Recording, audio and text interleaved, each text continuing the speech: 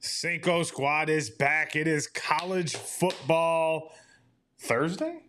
That's weird to say, right? I mean, football. Rest of the weekend, baby. Yeah, so we got football Thursday, Friday, Saturday, Sunday, and Monday. Then we started back Saturday, Sunday, Monday. Call out a Cinco and a trifecta. It is another college football playoff semifinals where we have the U versus Ole Miss. Yeah. Indiana versus Oregon. Oregon. So, let's get it jumping. Yeah. Let's go. So, all right, let's just dive in. What do you got? Kickoff. I love what Trinidad is doing right now. This team believes in each other. You just like it because it's crazy. No, I really like what the kid looked like freaking Vince Young out there in the last game. I want to hear you. I want to hear you. I see you. I want to hear you. This guy is such a great story as well. Comes from D2. I mean, everything about this D2. Ole Miss story is incredible. We know that right now they're half coaching staff, but these kids don't care. Get me out on the field. Give me my shot. Everybody's talking about Miami's defense is too fast. Running back's too good. Quarterback's too experienced. Ole Miss is on a magical run. I got Ole Miss. Honestly, yeah, I think Ole Miss is going to get the win here because not only is Trinidad Chambliss ends up being like the best quarterback on the roster, case in point, and this could be very unfortunate. We talked about it on Tuesday as well. Their backup is now gone. He's going to Mizzou. But also, before the show, John and I were watching kind of like the college game day kind of promos for it, right? And they did a whole segment on Pete Golding, the new head coach, who was the DC. And it almost does feel a lot like, and I only say this because it's like the personal experience, it feels a lot like Freeman when he got hired by Notre Dame, where it's just like an automatic successor to the head coach that's leaving. It's a guy the team wanted to be their next head coach. They bought into all the hype around him, and clearly it's worked out because they've pushed their way all the way here to the semis, and I think they're going to beat Miami and get themselves to a national championship and pay Lane Kiffin $500,000 because of it. All right, John, once upon a time you were a Miamian. Any love less for the home team? I'm a Heat fan. Yeah, unfortunately, this will be the end of the Ole Miss Rebels. The U will take the victory with that defense. That defense proved me wrong week in and week out the last 3 or 4 weeks. They are vicious. They come after you. That's the Miami defense I think a lot of people have been waiting for from the U. I mean, they said they had to go back to Nike to make sure that they had that attitude era. But this team just has that attack to the final whistle. And unfortunately, I just don't think Ole Miss has the depth. I don't think they have the – I mean, they average 496 yards a game in the SEC, which is crazy, right? 360 yards passing. This Miami team is sending guys. It's almost like Jacksonville in the NFL. Jacksonville. Yeah, they're throwing defensive coverage, blitz packages, zone defenses. It doesn't matter what they're running. They're coming after the quarterback, and they're not afraid. They're just going after it and having fun. So I'm going to take the U in this, and I think they're going to be playing a home game for the national championship. So that's crazy. That's awesome. I mean, it's pretty cool, but I mean, I think the winner of the next game wins the national championship. Let's not. In my opinion, so I think the U gets beat at home, which would be funny. And speaking of that game, like we said on Tuesday, one of the best games of the entire regular season. And Oregon came up a little bit short, late turnover. Indiana was up for it. Most people thought this team's a fraud. They came through with the biggest road win in Cignetti's career, probably. And lo and behold, they've claimed number one, and they're playing like a number one. And I believe, and Mikey, I know you believe too. So tell me if you think that the Quackers have a chance to knock off the Hoosiers. I would say they have a chance because I think Oregon has proven throughout the season that they can compete with whoever they want to on the field. But like I've said before, a few weeks now straight, that it's just there's something about the way this Indiana team plays where, it's almost like they're number one team in the country, but they play every down and every snap like they have that chip on their shoulder still because there's no 5-star recruits on the entire roster. Which is crazy. And they're playing like it because they're playing like a team. They play, I said in a clip that I recorded, Cignetti I love because he's got guys that have bought into his system and just are there to win games. They're not there to look flashy. They're not there to be, looking like superstars. They're just there to win every play. And I think that's going to take Indiana through past Oregon. So what do you think? Let's get this hat away. Get him an Indiana shirt. It's the right state. Give him an Indiana shirt. Get him in a red and white uniform. Listen, he's now a Indiana Hoosier fan. Well, I mean, like, you love Smash Mouth football, and they've been playing some Smash Mouth football. So. I like it, but I still don't. I think Oregon's going to win that game. I just like Dan Lanning. In this playoff, I think he's got a lot to prove from last year, especially losing, the way they did in the playoff. I like this Oregon team because there's not, you have Dante Moore, but you don't have the, flashy players that they've had in the past. They just have some gritty guys. I mean, it's going to be a great matchup like the first time, but I think Oregon pulls out the victory in the comeback. I'm sticking with the Hoosiers. I think that when you're on a magical run on the other side of the ball, I really think that Ole Miss Indiana matchup, a matchup nobody was expecting. Oregon and Miami could have been. Some people predicted it. The West Coast, East Coast. If you're that biased, you say, yeah, Oregon's the best team on the West. Miami could be the best on the East. But I really think that when a quarterback and a coach not only embrace this idea of bringing this, it's almost like you just have to describe it in magic. Like, who the hell would think Indiana's in contention to play for a football national championship? If you had asked us that and said, rank them from 0 to 100, I'm pretty sure you guys would have put them in the bottom 50, despite what kind of season they had last year, right? Like a realistic chance to win the national championship with their schedule, with having to win big road games, with having to beat Ohio State. Like, all these things led them to where they are now. I don't think anybody could have predicted this other than that locker room, because they thought they deserved to be here and they thought they actually are the best team in the country. And I also heard something crazy that they only practice for like 6 or 7 hours a week or something. Everything is intentional. Everything is not to wear the guys out. Everything is practice like you're playing. I love that, because when you practice slow and like you grind out too much, you get into this too much slow motion kind of thing and things can slow down. They did not look like they let up for 1 second against Bama, and that game was over at halftime. And they're still like, we're putting our fucking foot on your throat and you're done. Nobody does that to Alabama. So that alone has me thinking, good luck, Oregon.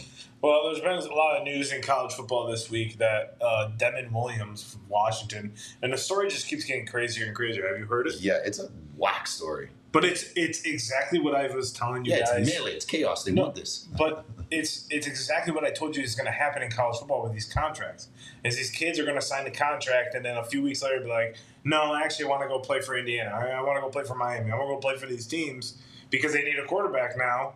And sorry. And I don't blame Washington. You signed a $4 million contract. Yeah. That is it. I'm not letting you go. Telling you. I'm not letting you do anything. You're going to play for my school. And again, to Mike's point, we were talking, will we see our first holdout?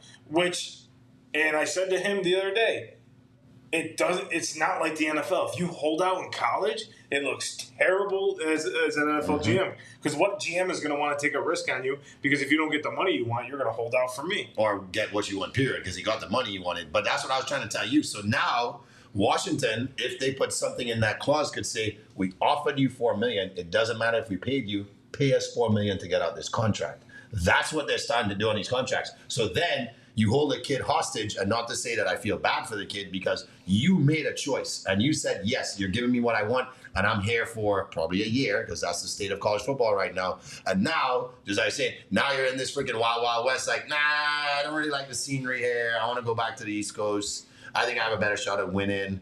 That is the landscape of football. That's the landscape of basketball. We know that loyalty has not been a thing for a very long time. It kind of seems like there's a little semblance of that left in a couple programs, where there's still that pride of the program, slowly disappearing forever.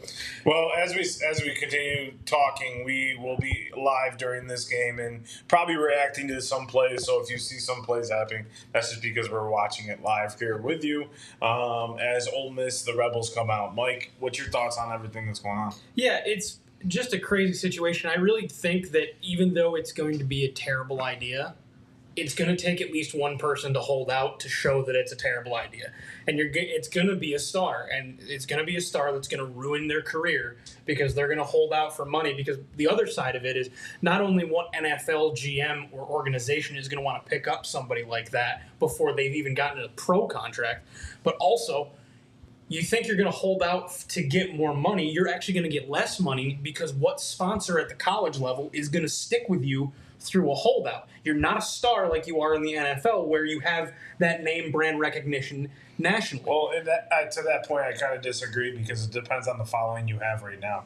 If you have, let's just say, 900,000 followers on Instagram, they don't give a shit what you do on the football field. So to that point, I don't think they'll lose a sponsorship because if you have. But that's personal, right? But, that's what creating their own personal brand. But that's what they're doing. Yeah. That's what they're doing. They're getting the guy for their personal brand and they're building him. So as a sponsorship thing, I care less if you play. If you got 1 million followers on Instagram and 10 million on TikTok, what do I care about what you play? Your name at the college rank is high right now, but you're putting out content for us is going to weigh even more, and that's where I don't think the sponsorship is going to play a factor. But I think it's going to happen with a rising star that doesn't have that following yet. It's going to be somebody that did really well the year before. They think they're worth more than they are. They don't have that following yet, and so they're going to cut their legs out before they even get somewhere. But even so, I mean, I don't know. I mean, there's not a lot of the top tier kids are getting the top tier deals like Arch Manning, I think, is with Beats and stuff like that. Those are the top tier guys. And if Arch Manning wanted to hold out, it's not. I know. Was that Eli? That was Eli. Yeah. Should have Mikey sit here. He would have been salvating my Hall of Famer. He's not actually. I know. But a lot of it too is that the player individually sets things up with hiring a team to do that. Like AJ Devonta in BYU right now, he might be the leading guy in college basketball on how to put a blueprint together. Mm-hmm. Where even if you don't get paid what you want to get, even though BYU gave the kid almost $8 million, you're still setting yourself up with the foundation through your NIL that you're getting all the money that you want.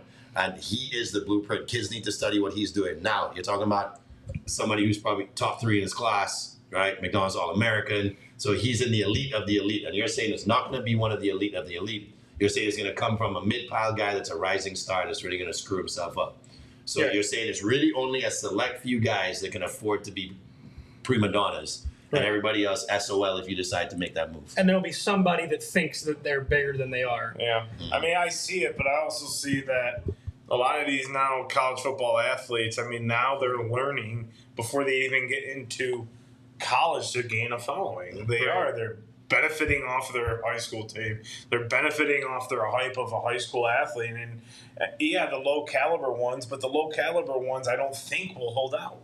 I really can't see that because if they don't, they don't have that team in the corner. They don't have that notoriety, like you said. So them holding out is not doing anything for them. So they're probably smart enough where I won't see someone like that. What it'll be is someone like Demond Williams, who's kind of mid-level, kind of tier quarterback who probably is going to be in the NFL at some point.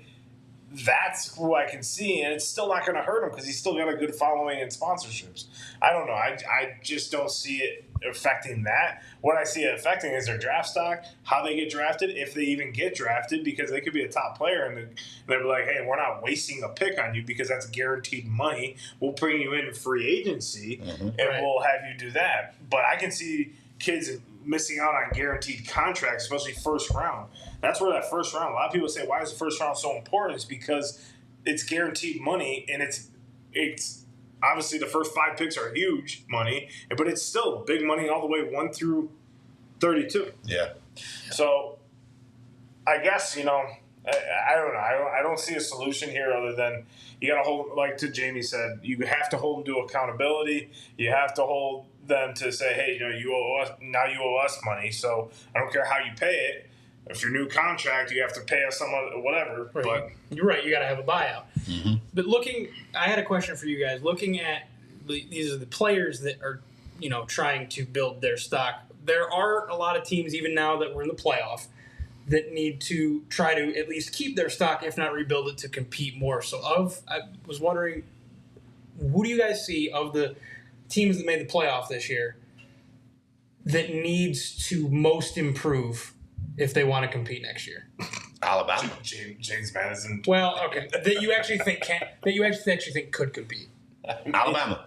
Yeah, I mean, Bama's got one more year for Kalen. I mean, getting embarrassed like that, making it to the quarterfinals is fine, But getting embarrassed like they did, yes, they played. Who did they play? The number 1 team in the country, right? They played Indiana. They played Indiana, and they got beat 38-3. And they barely scraped by Oklahoma because they were down 17-3 quick. I mean, they have to prove a lot. The other team is going to be Georgia. Georgia has a lot to prove. This is the second year they've been bounced in the division quarterfinals, and they weren't playing. Did they play in the SEC championship game? But they had. To me, it's like they Did had. they play in the SEC? Yeah, Okay. they won. Oh, they won it? Yeah, that's why they did the 3 seed. Yeah. Okay. Yeah. Well, I mean, I just don't see. They just don't seem like the powerhouse that they once were a couple of years ago. Obviously, they're number 3 in the country, right? But I would say Bama, Georgia. If you're looking at the lower seeds, obviously we always say Texas A&M. It would be nice to see them, hold the hype. They got all the way to the playoff, didn't make it. Those would be the teams I would say. My mind went to Texas Tech. They got shut out in the quarterfinals. At home. But with what was called one of the best defenses in the country, and their offense completely fell apart. They got shut out, beat by Oregon, and I agree that Bama and A&M did not live up to the hype that they should have, but I feel like Bama and A&M What was your question? What was your question to start off? the one that has the most Who has improved. the most improved to compete for a national championship? Like, choose one. I don't know. I mean, Texas Tech looked really good throughout the whole entire game. I mean, yeah, it's 23-0, but Oregon scored a lot of those points late. It was still only like 13-0 with halfway through the third quarter. But it's their offense. Yeah, they Right, could. but I'm saying like do defensively, you said defensively, they didn't show up, and they did. It's like, yeah, they did. They did show up. They got a lot of turnovers on Oregon. They just, like you said, offensively didn't move the ball. But Well, that's what I'm saying. But I think everyone's underestimating what Oregon's defense is. I mean, they're a high flying. They're a very, very underrated team. They're high and flying. They're just like Miami's defense. They remind me of Miami's defense and how they come at each other. Maybe not as physical, but they play chameleon, and we said that all year. Oregon plays. They're sneaky. They play to your game plan almost. They're one of the most chameleon-like teams I've seen. Was like, you want to beat us in a low-scoring game? Fine, we can beat you 13-10. You want us to score 39 to beat you? Fine, we could do that too. Hey, guess what? We could shut you out if we feel like it as well. If you're not balanced and we can read what's going on, you're done. Because Lannon comes from that school of good luck. If you think you know what we're about to do, we're already game planning one play ahead of you. And when they're on that level, just like the old Georgia teams or the Alabama teams, you're screwed. I think There's they just nothing ran you can into do. a better defense than they played all year. This was the best, in my opinion, one of the best defenses, if not the best defense in the country. So when you say like, yeah, they're buzzsaw, but it's also like they played one of the best defenses in the country, and their defense did come to play in the first half.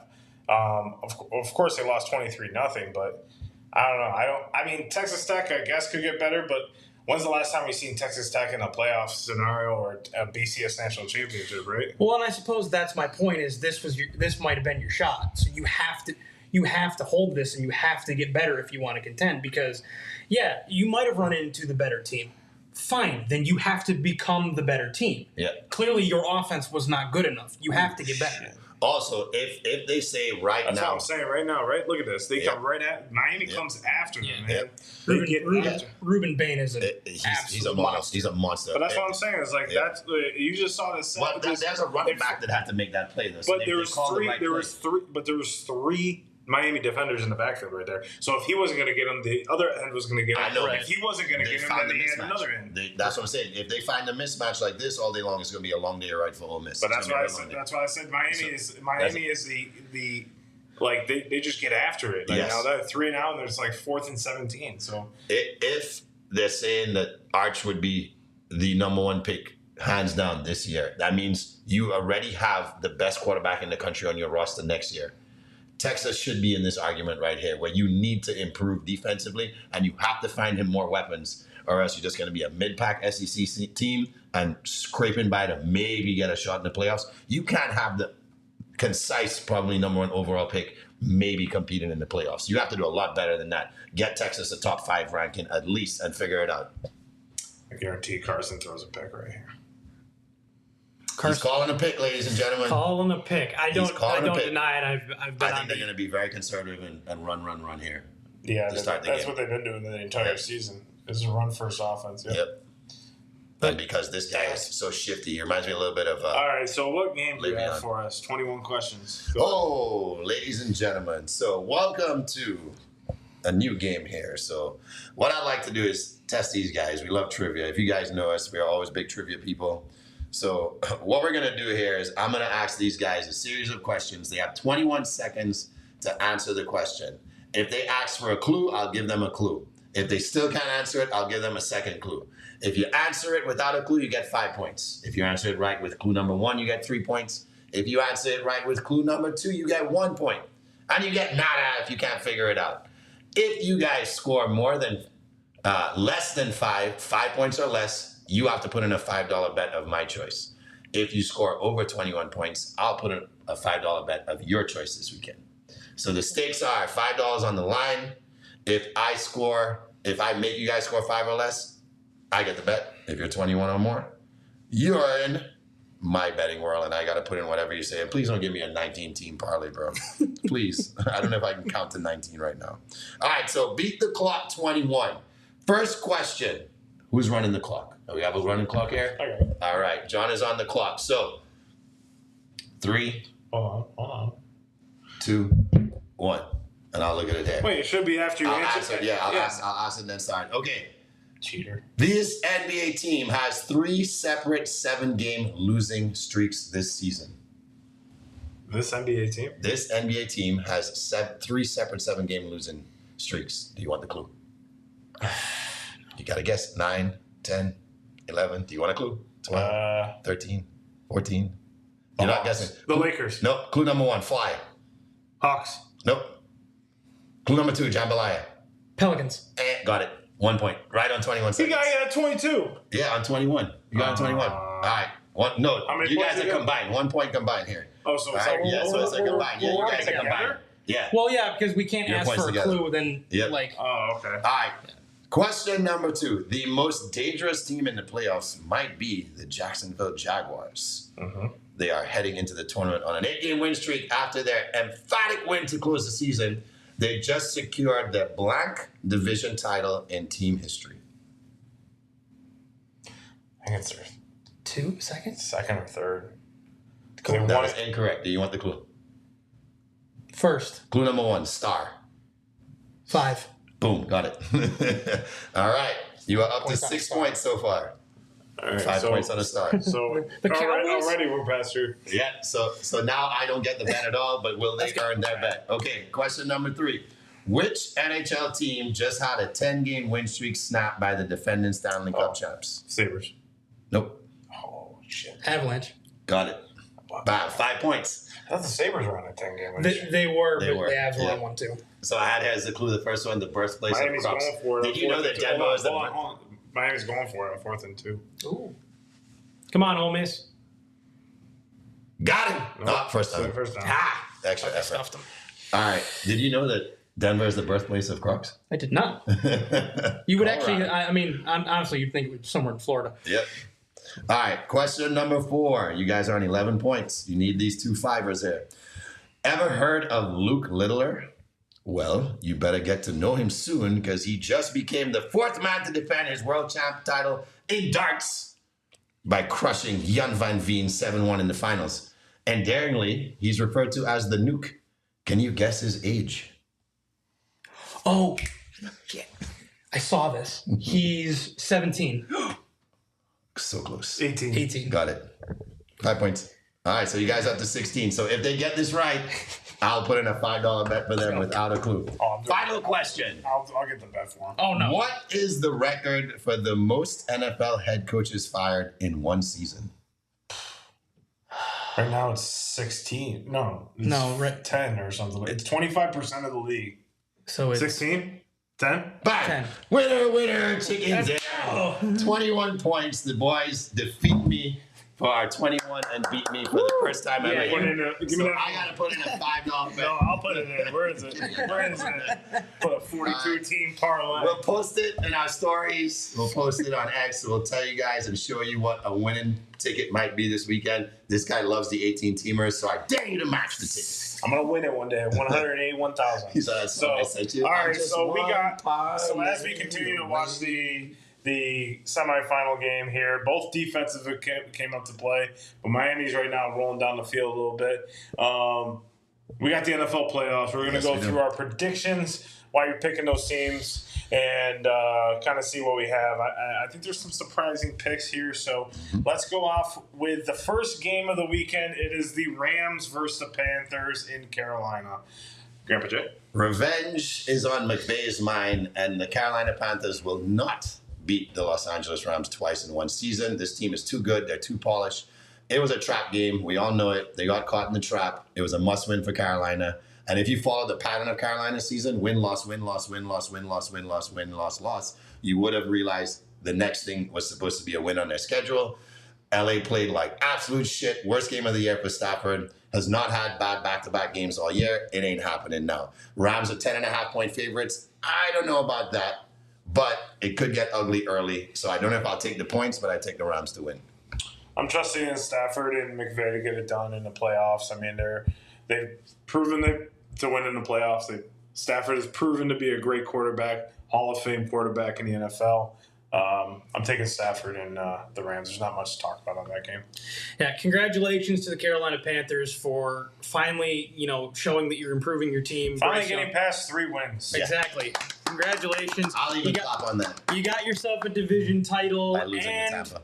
That's where your season's going to end. Three Rams. Yeah, too much experience on head coach and quarterback. A little sweet. All right, we got the night game. Packers at Bears. What do you got? I don't understand why the Packers are 1.5-point favorites without their best defensive player and a hobbling Jordan Love. Well, not hobbling, but coming off concussion, kind of rusty. I don't get it. Woozy. I just don't get it. Is there that much disrespect for Ben Johnson or Caleb Williams? Do they doubt the Bears can win? Do they think that Matt LaFleur is a much better coach? I'm perplexed that the Bears aren't the favorite here. And because of that, I think they feel disrespected. I think that they have proven that they're kind of tough to beat at home now. I think Caleb is a lot more hungry than Jordan Love because Jordan's had a little taste of success. Caleb's has none. He wants this bad. They seem like they're really together as a team. So I'm going to take Ben Johnson and the Bears.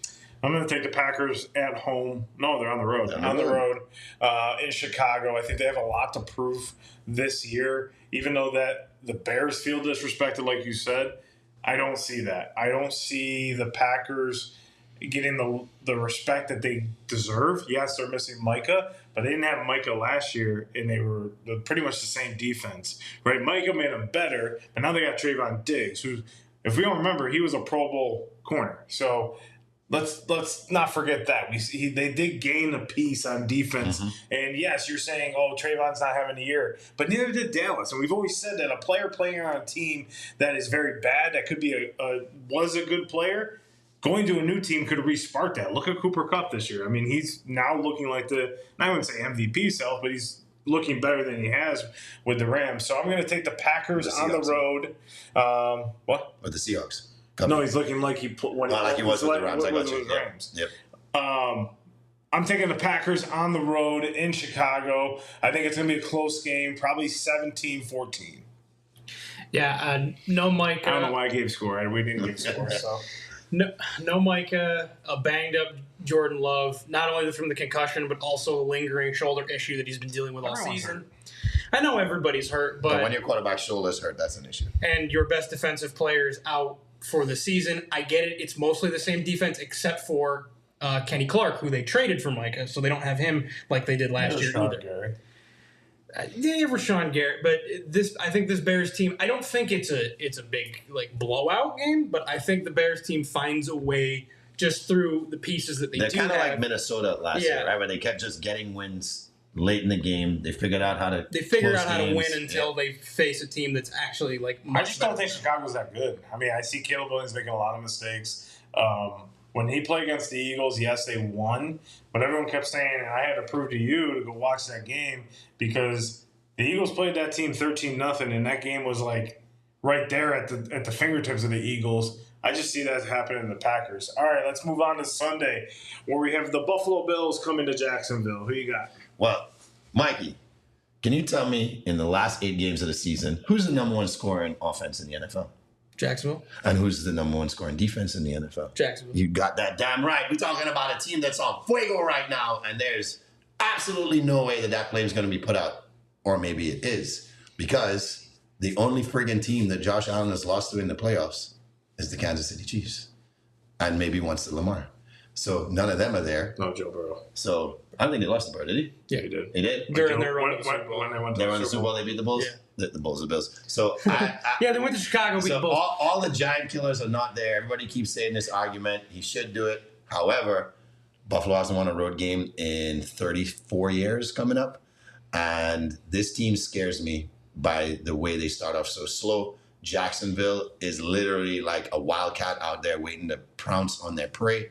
And I believe it's going to be a long day for Buffalo Bills fans. I'm taking the home team. Go Jags. No one circles the wagons like the Buffalo Bills. Yes, it's going to be a tough matchup. I think this is going to be their toughest matchup of the year, the Buffalo Bills. I mean, and the Jacksonville Jaguars. They haven't seen a quarterback like Josh Allen, who is almost, in my opinion, if not reached the status of Patrick Mahomes. Hasn't done it yet, hasn't won the ring. I don't think... In terms of you never doubt him. That's what you're saying. You don't doubt him because he got 17 on the sideline. If 17 is not there or something happens, knock on wood, I hope it doesn't. No. But if it does, obviously you're not going to be like, okay, yeah, we have Mitch Trubisky. Mm-hmm. He had one game against the Jets. Everyone had a good game against the Jets. Except Atlanta. They'd be in the playoffs. I just think that the Bills will prevail. It's going to start off slow. Unfortunately for Tina and her family being at the game, it's going to be a very heart's going to be going like this. Give you some bumps on the chest. It's going to be a close game, and I think finally the Bills are going to kick a game-winning field goal to move on. Wow, that's what it's going to be. It's a 3-point game. Right now, Jack's favored by 1.5. So it'll be 3. So it's a pick 'em. No, it's gonna be 3-0. Is what I'm saying. Oh, nice. I was joking. Nobody scores. No. What the hell? 3-0. Oh, I'd be so bored. The damn girl be calling you like, "What the freak is wrong with our offense? This is a great game. This is a catastrophe. They're freaking cheating." This is a great game. I love defense. Yeah, this one's going to OT. I think it's going to be that kind of grinded out close game between these two teams, and I do also have the Buffalo Bills kicking that game-winning field goal to win the game. I just think, copycat. Well, you know, when you have a good idea, I take it. I know you.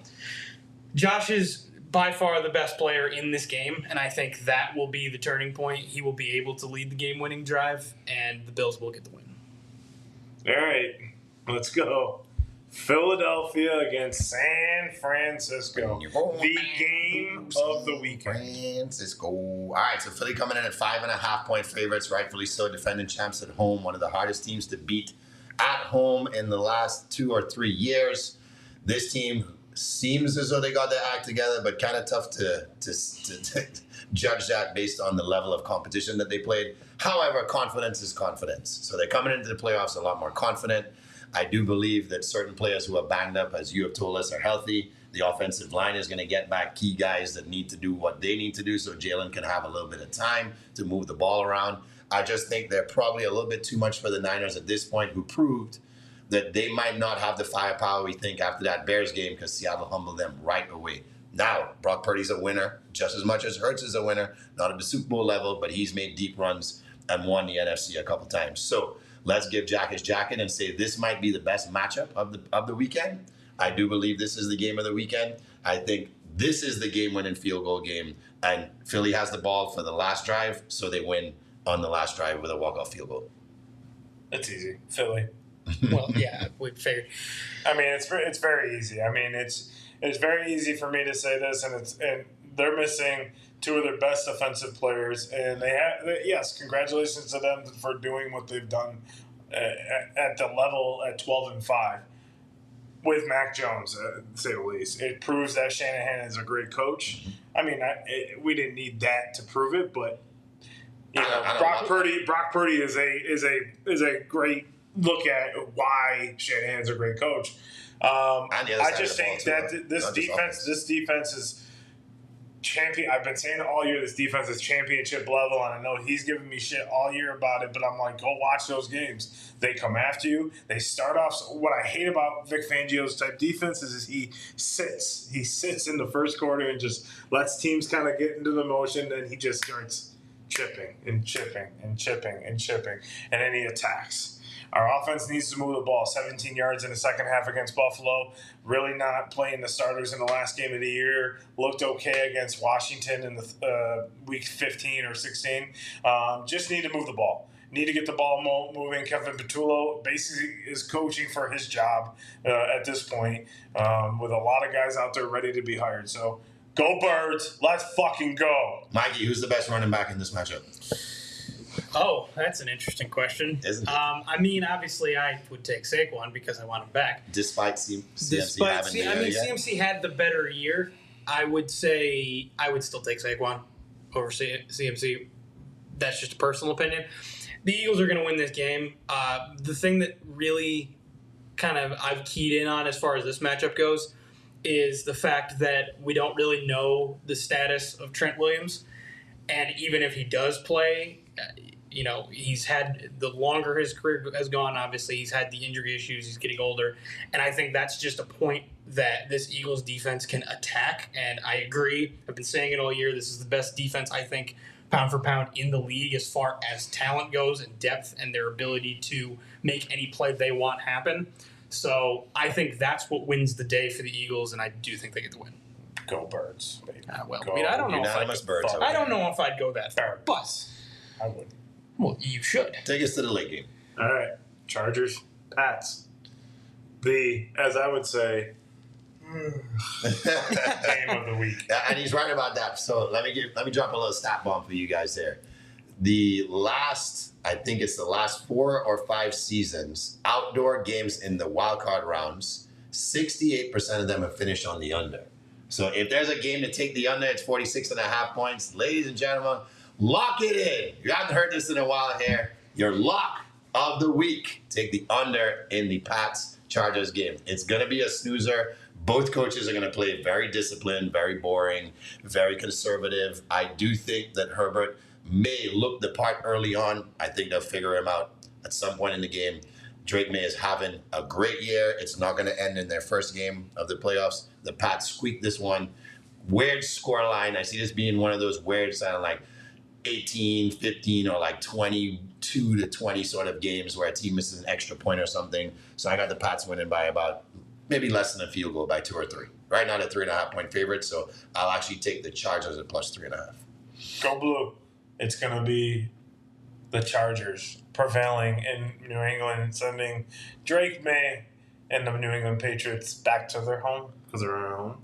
I see the Chargers prevailing in this game. I think Justin Herbert has a lot to prove. I think that the Harbaugh era in Los Angeles is going to begin now rather than last year or a year before that. It's the Chargers on the road. They've proven that they can go to tough places. They went to Jacksonville, were down 28 points, ended up winning that playoff game 2 years, 3 or 4 years ago? So it's not a surprise to me that they know how to play on the road. They can go home and, Chargers are beating the Pats. Okay. Pats are winning this game by double digits. Wow. I have no faith in the Chargers. I think they've got some talented players. I don't like the depth they have. I don't like the fact that they've constantly had to worry about whether their run game was going to be good or not or healthy. And I don't think Omarion Hampton is back to full strength still. When I think the Patriots are going to take advantage of that. Drake may very well win MVP this year. If not him, it'll be Stafford. But, like you said with Arch Manning, if you've got the pound-for-pound best player in the league that year, you have to contend. And I think the Patriots know that, and they're going to win. All right, let's take it to Monday Night Football. Steelers hosting the Houston Texans. I mean, all the money's leaning on Houston right now. Houston is a 3-point favorite, and why not? This is the hottest team in the league going into the playoffs. And they're on a 9-game win streak. Defensively, yeah. Period. They've won their last 9 games to literally steal the division because nobody had them winning the way they started the season. They looked awful. Everybody's like, damn, CJ's on a third-year slump. Like maybe it was just a fluke rookie year. A lot of question marks there. A little banged up. We know that receiving core was totally banged up from the year before, and players are in and out. There's no consistency. As soon as this team caught its stride, they were on fire, and this defense looks insane. Poor Aaron Rodgers. I don't see what they can do to help him out. Unfortunately for Pittsburgh, two key guys that can be in the game to help block for him in Washington and Warren may both be out. Both of them are injured, and they're on the doubtful list right now. Aaron needs everybody he can get to act as an additional blocker for him, whether it's the second running back or that second tight end. We know they're a big tight end offense. You cannot have your key offensive players out for this particular matchup. I think Houston rolls. Like you say, New England's going to roll on the road because I just don't see Pittsburgh offense getting it together. They look completely better with DK Metcalf, but I don't think that counts as much as people think. Yeah, sorry. I don't think that counts as people think. I think they're just going to take DK out the game and say, go ahead, beat us with anybody else, and they won't be able to. Like I said, they need tight ends to be perfect game on their part. I don't see them playing a perfect game. Houston by 14. Yeah, give me the Texans on the road. I think that defense improved a lot. To me, in the middle of the season when they beat the Bills, when I watched that game, I was like, damn, they were just attacking. I think they had 7 or 8 sacks on Josh Allen, which is, I mean, it's hard to get him down, but I mean, it's just like, damn, like this team is just, D'Amico's just firing. And they're not afraid. They're just like, go. Let's send 7. Let's send 6. Let's send 8. Let's just throw everybody in there. And it's just like it's just nonstop, and they have a great secondary.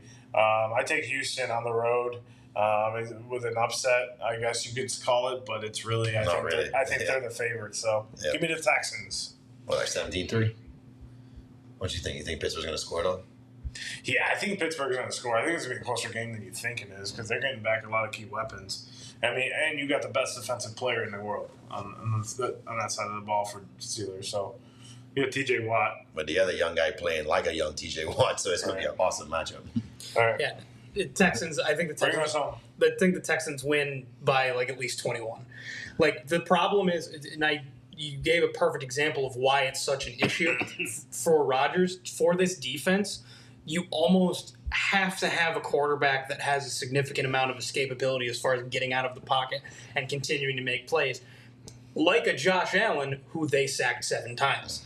So if they sack Josh Allen 7 times, what are they going to do to Aaron Rodgers, who not only is obviously older and isn't as mobile as he used to be, but also is as mobile as he used to be because he popped his Achilles 2 years ago. They're going to lay him down like Kevin Hart during that, like 1 second. Give me the pillow. Give me that pillow. Give me the pillow. All right, lay my head on. Give me the blanket. Aaron, it's okay. You can go now. It's fine. Yeah, no, the Texans are going to roll this game too. Like they're crazy good right now. All right, it is 3-0 in the Fiesta Bowl between the Miami and Ole Miss. Miami's defense is attacking right now. We're going to head out and go watch the rest of this game. Make sure you guys tune into football all weekend. To our socials, Single Squad Pod 05 is on our Twitter, Facebook, everywhere you want to be on social media, wherever. Just make sure you follow us. Get us 1,000 subscribers. We're trying to get there. So we'll see you guys here next Tuesday. Single Squad out. Peace. Squad up.